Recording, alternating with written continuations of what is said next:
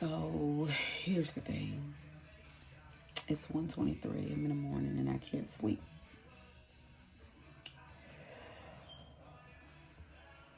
So I got up and came to my office. And I said, maybe just talking about it will make me feel much better. I can try to lay back down and get some rest because I know tomorrow is going to be a very busy day. So today, as we're preparing to go and have a kickback with friends, my husband called me because he had left earlier to go spend some time with his uncle, who has been sick, and his uncle passed away.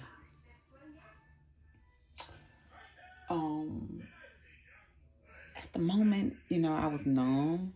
I didn't know what to feel, but I knew I needed to be there to support my husband. So I immediately got up, took a shower, called my mom, asked her to come get my baby, and I left and I went to be by his side and be by the family side. So my husband and I have been together for 21 years, 21 and a half years. We've been married for 20. And we've experienced a lot of grief together. Just to kind of give you background, this past year and a half has been very rough for us. In September of 2023, we lost his grandmother. In April of 2024, we lost our son, our oldest son.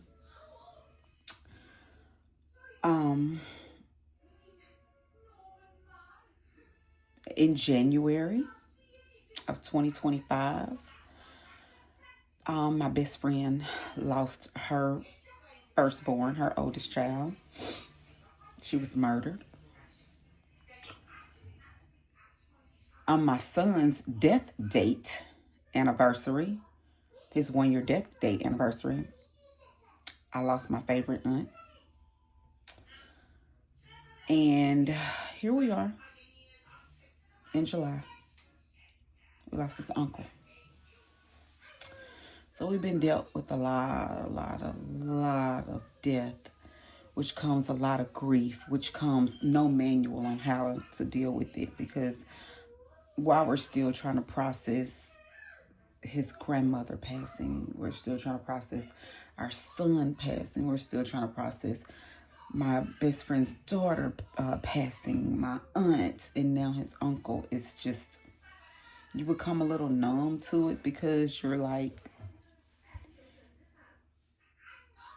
I can't explain it. You become a little emotionless, but I wasn't able to sleep. My husband is asleep. I wasn't able to sleep. And it just hit me when I was laying in bed. I just started crying. And I woke him up. And I asked him to hold me, so he held me. He kissed my forehead, of course. I told him I was sorry about his uncle. Yeah. And you just kind of, try to figure out a way to deal with it, because grief comes in waves. I wasn't expecting for it to hit me the way it did when I was lying in bed, but it did. So I got up and I couldn't sleep. So I'm like, let me just get up and talk about it. Maybe if I talk about it, it'll make me feel a little better. But truth be told, it's hard. It's very hard. I'm still missing his grandmother. I'm still missing my son. I'm still missing my aunt. I'm still missing my best friend's daughter. It's a lot. And it's a lot that has taken place within less than a year and a half. So to anybody who's experiencing grief and going through it, you're not alone. I don't have any magic words to say to help you get through it. I can only say, just keep trusting in God and keep believing that, I don't know. Just keep trusting in God and believing that He knows your pain. He sees you. He hears you. And that He gives you, He's going to give you comfort. I have good days and bad days, like most people who are grieving. You have your good days and you have your bad days. His uncle was sick. He was dying, but of course, just because somebody is sick and somebody's dying, it doesn't take the pain away of losing them. It doesn't take that away. Even if you're expecting death to be the end result, it doesn't lessen the blow. That person is still not with you, although you are, grateful that that person is no longer suffering. That person will never be here with you again, and that's a very hard blow. I don't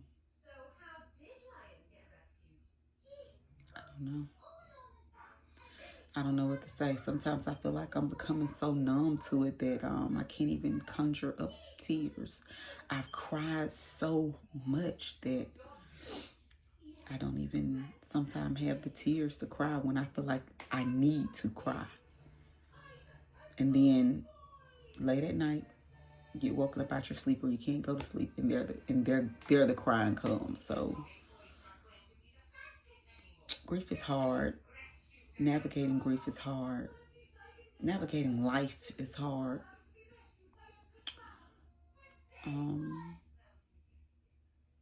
That's pretty much all I have. This is a hard process. I don't know a better way to put it.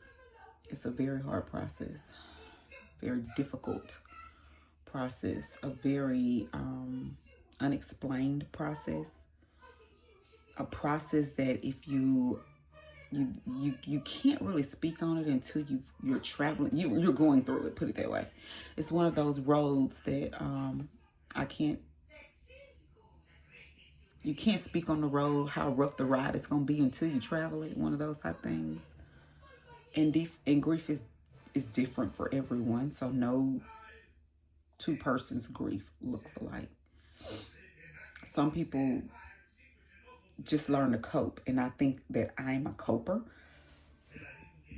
And what I mean by that is I bury myself in my work. I cope through working. Like, if you know me, I'm a workaholic. That's what I was before I lost my son, and that's damn sure what I am now.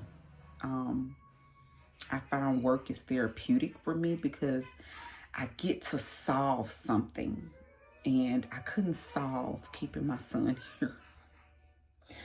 I couldn't solve keeping my loved ones here. But I get to solve other people's problems. I get to solve their problem. And I think that's probably why I bury myself so in my work, is because I get to solve a problem. I feel like I have control, and I didn't have control over my son or any of my loved ones passing. I had no control over that, but with work, I have control. I can control the outcome, and I think my feelings take refuge in that. My emotions and my grief take refuge in that. So, however you cope, healthily cope, it's all right with me. I didn't turn to alcohol. Never was a big drinker anyway.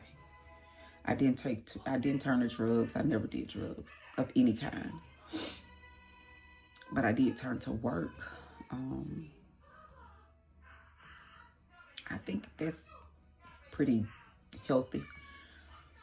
I think it's pretty decent. I'm not hurting anyone. I'm helping people. My family may see it as I don't spend as much time with them, but it's something that gives me comfort. It helps me. So, however you deal with grief, however you learn to cope with grief healthily, I think you should do those things, because, and like I say, until someone is traveling that road with you, they don't know what it feel like. Yeah. That's basically all I had to say. This video became 10 minutes and I wasn't expecting it to. Definitely gonna condense it, because who wants to listen to me rant for 10 minutes?